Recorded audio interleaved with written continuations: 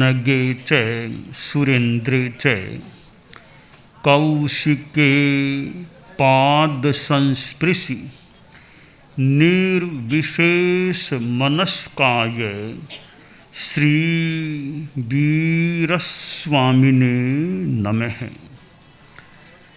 आरहत वाङ्मय में कहा गया है, एह पंचहिम ठाणे हिम जे हिम शिक्षा न लभ्य थम्भा कोहा पमाएणम रोगेणालस्य एणय। हमारे जीवन में ज्ञान का बहुत महत्व है। ज्ञान एक पवित्र चीज होती है और ज्ञान प्राप्त करने के लिए प्रयास भी किया जाता है। कितने शिक्षा संस्थान दुनिया में हैं, विद्यालय, महाविद्यालय, विश्वविद्यालय और भी अलग रूप के शिक्षा संस्थान हो सकते हैं। शिक्षा प्राप्ति के लिए बाधाओं से बचना चाहिए। आगम में कहा गया है कि 5 ऐसे कारण हैं जिनसे आदमी शिक्षा को प्राप्त नहीं कर सकता। यानी 5 बाधाएं हैं शिक्षा की प्राप्ति में। 5 बाधाओं में पहली बाधा है थम्भा, अहंकार, थम्बे की तरह कड़ा रहना। जीवन में कड़ा रहने का भी मूल्य है, पर कहाँ कड़ा रहना और कहाँ झुक जाना, दोनों का महत्व है। कहीं झुकने का महत्व है तो कहीं कड़ा रहने का भी महत्व है। कि जहाँ हमारे पूजनीय हैं, आराध्य हैं, तो वहाँ झुकना भी अच्छा। गुरु हैं, पूजनीय हैं, वंदनीय हैं, आराध्य हैं, वहाँ आदमी झुके वह भी बढ़िया है। और कोई कठिनाई आ जाए तो वहाँ आदमी खड़ा रहे, मजबूत रहे, कड़ा रहे। और कहीं ऐसा लगे कि सामने वाला कोई योग्य आदमी नहीं है, मुझे अपने अभिमान के कारण झुकाना चाहता है, तो वहाँ आदमी सोचे यहाँ झुकना अपेक्षित नहीं है, इसके अहंकार को पुष्ट करने के लिए यह मुझे झुकाना चाहता है, यहाँ मैं क्यों झुकूं। सामने वाला झुक नहीं सकता और केवल मुझे झुकाना चाहता है। हाँ, दोनों ओर से हो, हाथ मिलाना तो दोनों ओर से हाथ आगे बढ़ेंगे, हाथ मिल सकते हैं। तो अकेला आदमी सोचे सब मुझे नमस्कार करे, सब मुझे मेरे सामने झुकें, तो यह कहीं सामने वाले का घमंड तो नहीं है ना। आचार्य श्री तुलसी एक कार्यक्रम में विराजे हुए थे। जयपुर की बात है, सन 1994 की बात है संभवतः। दिल्ली पधार रहे थे, पहले बीच में जयपुर पधारे और जयपुर में एक सार्वजनिक या विशेष कार्यक्रम हुआ जिसमें अनेक बड़े बड़े नेता, राजनेता, कई कार्यकर्ता इकट्ठा हुए थे।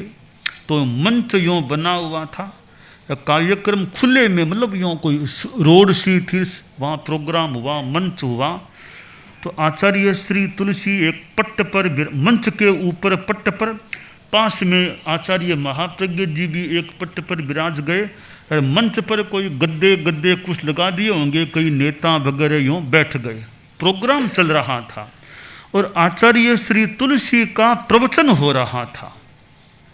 प्रवचन करते करते उन्होंने एक बात कही, उसका मोटा मोटी भाव यह है संभवतः।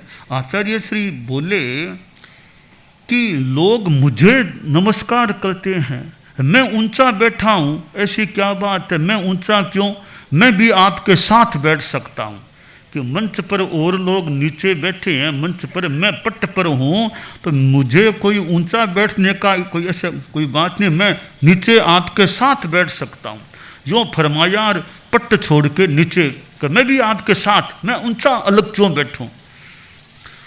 कभी फिर एक कहा कि मुझे हाथ जोड़ते हैं, मैं भी हाथ जोड़ सकता हूं। कि इतना नहीं कि मैं हाथ नहीं जोड़ सकता, कि मैं भी आपके भीतर विराजमान परमात्मा को नमस्कार करता हूं।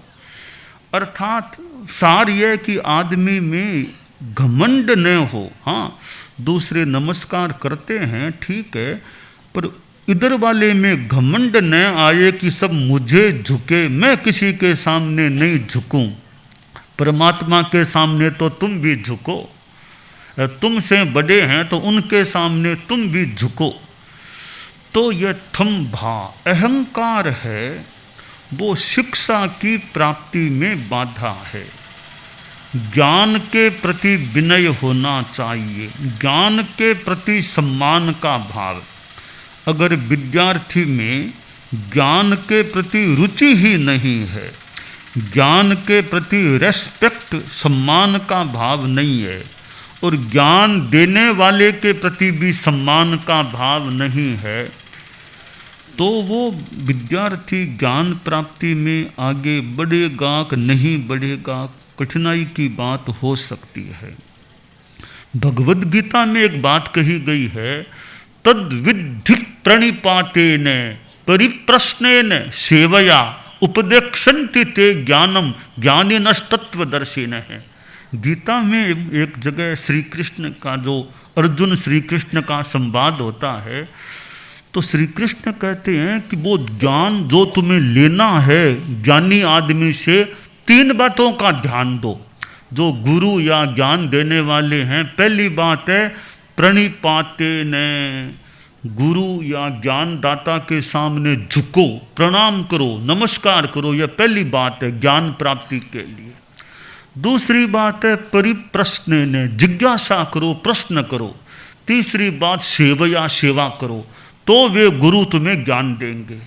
अर्थात विद्यार्थी में घमंड नहीं होना चाहिए। घमंड किस चीज़ का, विद्यार्थी तो पढ़ने वाला है, वो क्या घमंड करे, गुरु के सामने क्या घमंड करे। तो अहंकार बाधा बन सकती है शिक्षा की प्राप्ति में।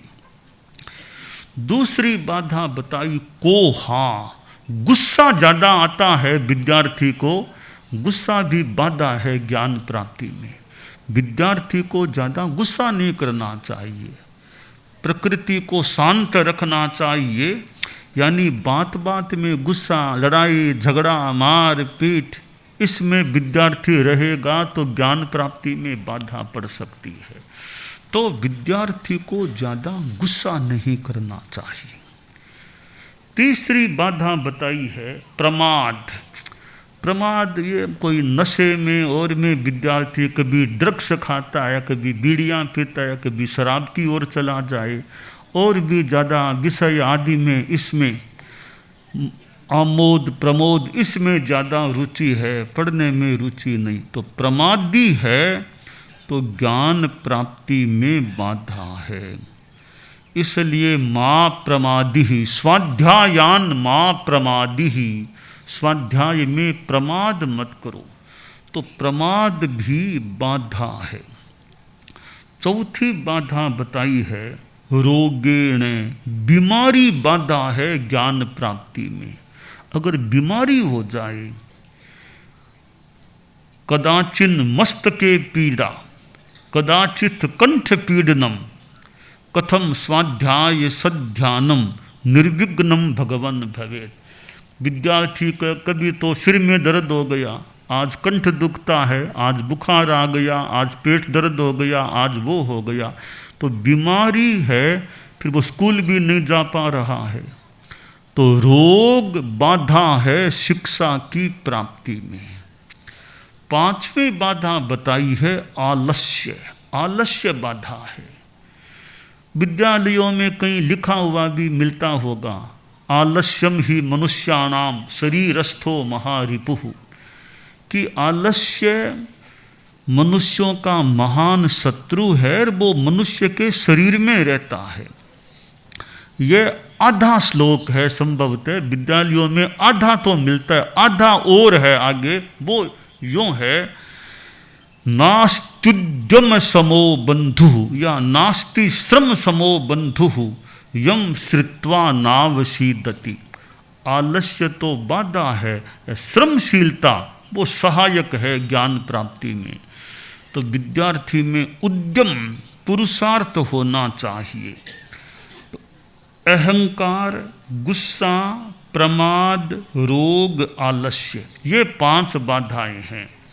इनसे जो विद्यार्थी मुक्त रहता है और अच्छे ढंग से ज्ञानार्थ प्रयास करता है, प्रतिभा होती है और शिक्षक आदि भी योग्य ज्ञानदाता मिल जाएं, तो विद्यार्थी ज्ञान के क्षेत्र में, शिक्षा के क्षेत्र में बहुत विकास कर सकता है। ज्ञानार्थ प्रवेश, सेवार्थ प्रस्थान, कि स्कूल में जाते हो ज्ञान के लिए, स्कूल में जाओ, प्रवेश करो, पढ़ लिख करके फिर सेवा के लिए विदाई लो। तो सेवा धार्मिक आध्यात्मिक भी सेवा होती है। तो ये बाधाएं हैं, इनसे विद्यार्थी बच कर के रहे। और शिक्षक हैं, उनका तो धर्म है विद्यार्थियों को तैयार करना। बहुत बड़ा कार्य है शिक्षक वर्ग के सामने, एक इस आने वाली इस नई पीढ़ी को तैयार करना, ज्ञान भी देना, अच्छे संस्कार भी देना। एक गुरुजी थे, एकल विद्यालय, एक गुरुजी थे, अकेले पढ़ाते थे। तो अकेले गुरुजी थे, गांव के यूँ 100-150 बच्चे आ जाते, तो गुरुजी संस्कृत पढ़ा देते, ज्योतिष पढ़ाते, ऐसे कई विषय वो अकेले विद्यार्थियों को पढ़ाते। पहले प्रार्थना होती, फिर वो शिक्षा का क्रम चलता। प्रार्थना सभा के बाद करीब कभी 10 मिनट, कभी 5 मिनट, कभी 8 मिनट गुरुजी कई बार थोड़ी विद्यार्थियों को धर्म, अध्यात्म, संस्कृति ये बातें भी बताते। सब विद्यार्थी बैठ जाते, गुरुजी वो कभी शास्त्रों की बात, धर्म की बात, संस्कृति की बात, संस्कारों की बात यूँ बताते रहते। सप्ताह में 1 बार, 2 बार, 3 बार यूँ बता देते। एक दिन प्रार्थना सभा के बाद वो गुरुजी जब विद्यार्थी सामने बैठे थे, तो कहा, विद्यार्थियों एक बात बता रहा हूँ कि परमात्मा होते हैं, वे सबको देखते हैं। परमात्मा से छिप कर के हम कोई भी काम नहीं कर सकते। जो कुछ भी करेंगे कहीं पर भी कर लो, कमरा बंद करके भी कोई काम करो, परमात्मा से छिपा हुआ अनजाना कुछ भी नहीं होता। वे सबको देखते हैं, सब जगह देखते हैं, सब समय देखते हैं।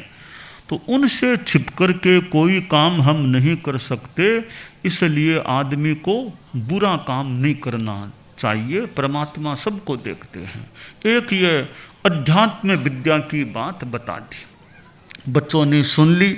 हाँ, भी परमात्मा सबको सब जगह सब समय देखते हैं। वो विषय संपन्न हो गया।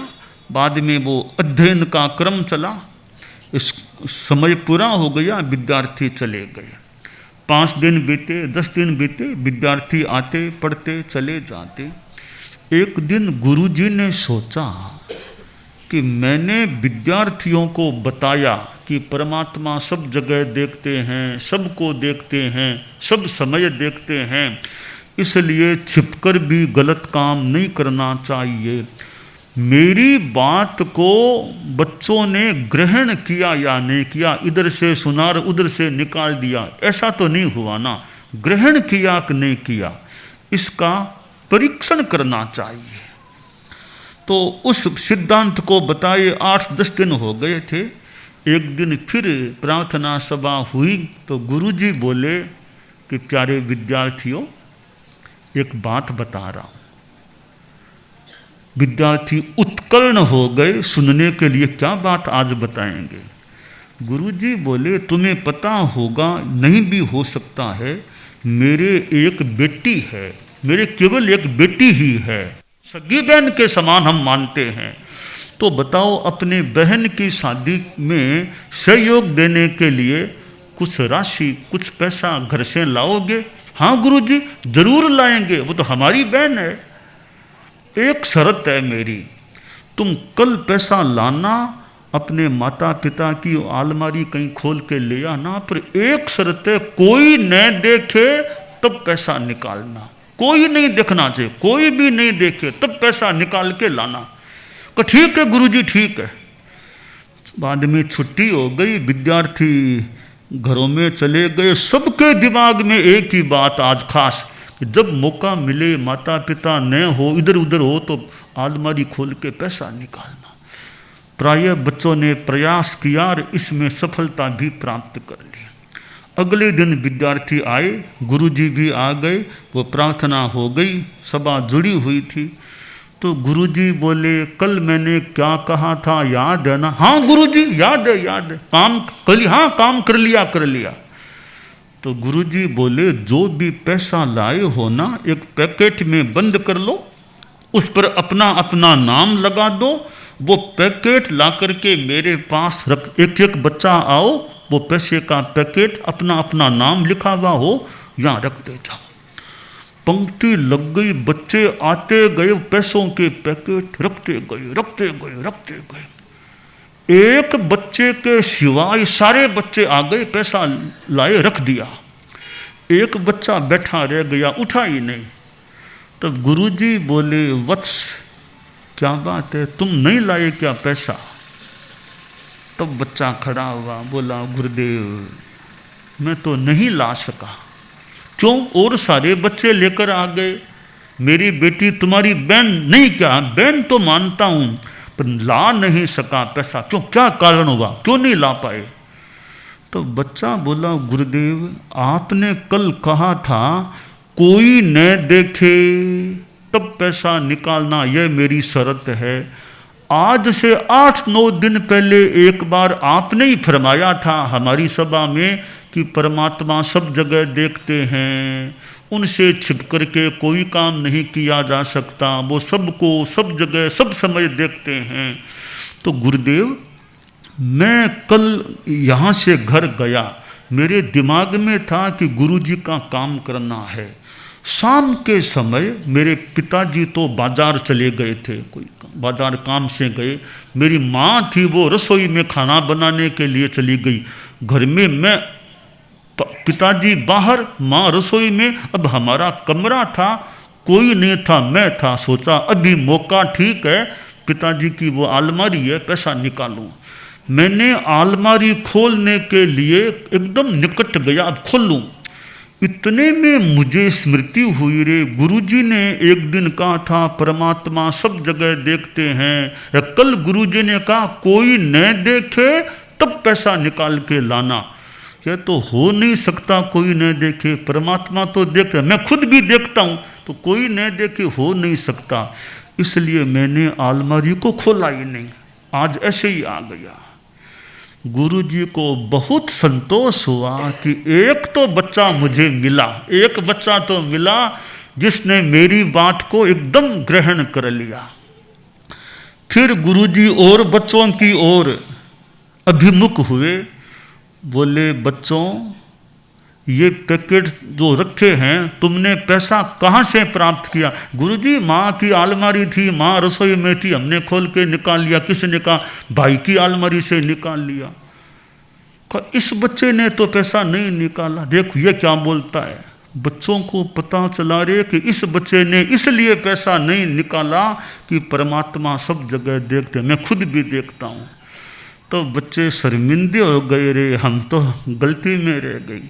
गुरुजी बोले, इस बच्चे की तरह तुम भी समझो बात को। परमात्माएं हैं, सिद्ध भगवान हैं, सर्वज्ञ, सबको देखते हैं। मैंने कहा था ना, उनसे छिपा हुआ कोई काम नहीं हो सकता। तो यह पैसा मुझे नहीं चाहिए, मेरी शर्त थी कोई न देखे तो पैसा निकालना, तब निकालना। आओ एक एक बच्चा अपने अपने नाम का पैकेट सब ले जाओ, मुझे यह पैसा नहीं चाहिए। अब देखिए, बच्चों को शिक्षक ने, गुरुजी ने एक ऐसे ढंग से बात बताई कि बच्चों को बोध मिला कि परमात्मा भगवंत आत्माएं हैं, सिद्ध आत्माएं सब जगह देखती हैं, हम खुद भी देखते हैं, तो गलत काम नहीं करना चाहिए। तो ऐसे बच्चों में अच्छे संस्कार आते रहें। आचार्य श्री तुलसी के समय जीवन विज्ञान के नाम से यह जो कार्यक्रम शुरू हुआ शिक्षा जगत के लिए, तो ऐसे उपक्रम जिनसे बच्चों में ज्ञान और संस्कार युक्त शिक्षा, कि बच्चों में emotional development, not only physical, not only intellectual, but also mental and emotional development should be in students, कि विद्यार्थियों में सारे भावात्मक मानसिक भी विकास हो, बौद्धिक भी जरूरी है, शारीरिक भी अपेक्षित है, पर इमोशनल डेवलपमेंट और ये मोरलिटी, ऑनेस्टी शुड बी, ये ईमानदारी, नैतिकता, ये संस्कार बच्चों में आए तो ये बच्चे ज्ञान संपन्न और संस्कार संपन्न, दोनों दृष्टियों से संपन्न, साथ में फिजिकली भी परफेक्ट हों, तो वे कितने योग्य बन सकते हैं। हम 3 बातें बताया करते हैं: सद्भावना, नैतिकता, नशा मुक्ति। सद्भावना यानी जाति संप्रदाय आदि को लेकर दंगा फसाद, मार काट, हिंसा, हत्या, इसमें नहीं जाना। और नैतिकता यानी जो भी काम करें उसमें ईमानदारी रखने का प्रयत्न रखें। तीसरी बात नशा मुक्ति, शराब, सिगरेट, बीड़ी आदि नशीली चीज़ों के सेवन से बचना। तो 3 प्रतिज्ञाएं हैं। पहली प्रतिज्ञा, मैं सद्भाव पूर्ण व्यवहार करने का प्रयत्न करूँगा। दूसरी प्रतिज्ञा, मैं यथासंभव ईमानदारी का पालन करूँगा। तीसरी में नशा मुक्ति की बात है। ये विद्यार्थी बच्चे ये 3 प्रतिज्ञाएं बातें कैसी लगी, अच्छी लगी या कैसी लगी? बच्चों को कैसी लगी? अच्छी लगी है? प्रतिज्ञा लेंगे हैं? जितना हो सके तो आप बोलेंगे, मैं खड़े खड़े बोल देंगे, खड़े खड़े, मैं सद्भाव पूर्ण व्यवहार करने का प्रयत्न करूँगा। मैं यथासंभव ईमानदारी का पालन करूँगा। तीसरे में नशा मुक्ति की बात है। जो बच्चे ये मन में हो कि जिंदगी में कभी भी शराब नहीं पीना, आज की डेट में पक्का मन हो जिंदगी में कभी भी शराब नहीं पीना, तो प्रतिज्ञा लें। छोटे एकदम छोटे बच्चे न समझें तो कोई बात नहीं, थोड़े बड़े हैं वो बोल सकते हैं, मैं जिंदगी में कभी भी शराब नहीं पीऊँगा। और ये बीड़ी, सिगरेट, खैनी, गुटखा, इनसे भी जितना संभव हो सके बचने का प्रयास करना चाहिए। तो सद्भावना, नैतिकता और नशा मुक्ति, ये 3 चीज़ें जीवन में रहें तो जीवन के लिए अच्छी बात हो सकती। ठीक है, तो यह ज्ञान और संस्कार युक्त शिक्षा चले। आज हम राणावास आए हैं। राणावास परम पूजनीय आचार्य श्री तुलसी की यह चतुर्मास की भूमि है। सन 1982 में परम पूजनीय गुरुदेव तुलसी, आचार्य तुलसी युवाचार्य महाप्रज्ञ जी के चतुर्मास का क्षेत्र है।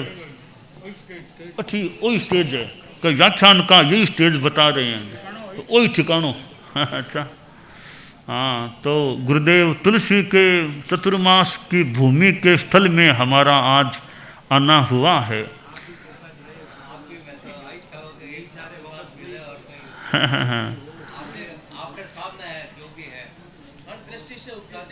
हाँ हाँ, ठीक है। राणावास में गुरुदेव तुलसी का चतुर्मास तो हुआ था, उसके बाद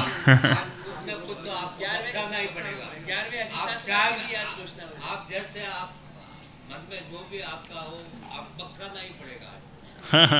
जो हमारे सब बच्चे इस बात के लिए अभी आप विनती भी करेंगे, तो मेरी पहले से ही विनती है कि कुछ न कुछ आपके मुख का कुछ न कुछ सिद्ध हो गया। हम सूरत में भी आपसे अर्ज की, अहमदाबाद में भी हमने अर्ज की थी, अभी भी हमारी यही मनसा है कि आपके से कुछ ठीक है। ऐसे राणावास एक शिक्षा कहते हैं, विद्या भूमि के नाम से छाती यानी कहा जाता है। अच्छा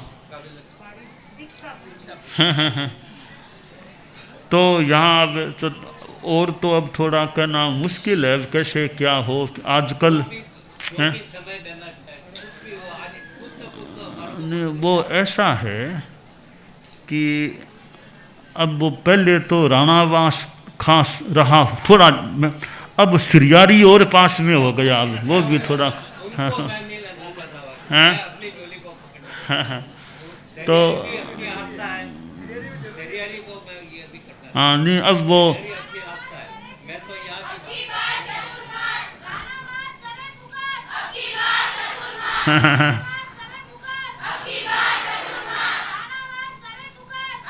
हाँ ठीक है। देखिए तो वो तो कहना आप इतना सा है, जब कभी हमारा अगर भविष्य में कोई आपको लगे कि कंठा का प्रोग्राम बन रहा है या बनने की संभावना आपको लगे, तो आप संपर्क करना अभी कब कैसे क्या हो सकता है। बाकी तो अभी थोड़ा हैं नहीं, अब वो 15 दिन आपको जब लगे कि पाली की डेट तय हो गई, वो लगे आपको आप कोई भी संत में करें, एक मर्यादा महोत्सव भी खुला है, हाँ नहीं ठीक है। मर्यादा महोत्सव कोई भी संत में करें, जैसे ही आपकी सुख संस्था आपकी अनुकूलता के अनुसार आप वो छिवाड़ा वालों ने भी कहा था आ रही है सो ये